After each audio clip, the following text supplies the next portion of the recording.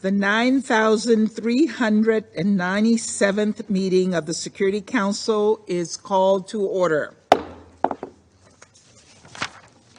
The provisional agenda for this meeting is letter dated 13 September 2022 from the Permanent Representative of Armenia to the United Nations addressed to the President of the Security Council, S/2022/688. The agenda is adopted.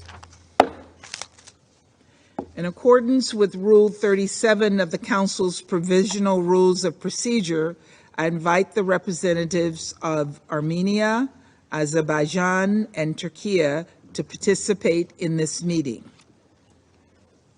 It is so decided. On behalf of the Council, I welcome His Excellency Mr. Ararat Mirzoyan, Minister of Foreign Affairs of Armenia. In accordance with Rule 39 of the Council's Provisional Rules of Procedure, I invite Ms. Idem Orshonu, Director of Operations and Advocacy, Office for the Coordination of Humanitarian Affairs, to participate in this meeting. It is so decided. The United Nations Office for the Coordination of Humanitarian Affairs is not currently in a position to independently verify information regarding the movement of people or goods through routes that include the Lachin Corridor or on the well-being of civilians in the areas where Russian peacekeepers have been deployed. We are, however,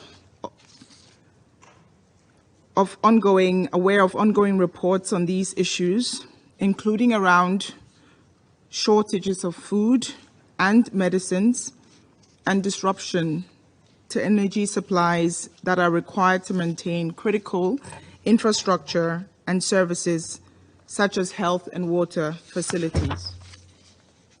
We are also aware of reports that some essential health care interventions may have had to be suspended, including surgeries. The Office for the Coordination of Humanitarian Affairs is in regular contact with the International Committee of the Red Cross, ICRC, which remains the only international humanitarian body that has access to the area. As the ICRC reported in their 25 July statement, they have been unable to transport humanitarian assistance through the Lachin Corridor to the civilian population in the area or through any other route, including Agdam, for several weeks. Although medical evacuations continue, the ICRC has not been able to bring medical items into the area since the 7th of July, and their food deliveries stopped on the 14th of June. ICRC has highlighted concerning shortages of essential food items and life-saving medical supplies. Madam President, members of the Council, international humanitarian law is very clear. Parties must allow and facilitate the rapid and unimpeded passage of humanitarian relief for all civilians in need. They must ensure that humanitarian relief personnel have the freedom of movement required for their functions. What matters is that passage is as rapid as possible in the circumstances. It is therefore critical that the ICRC's delivery of humanitarian relief be allowed to resume through any available routes or routes. Madam President, the ICRC is doing everything it can, but as a single organization, it can only cover the most urgent needs.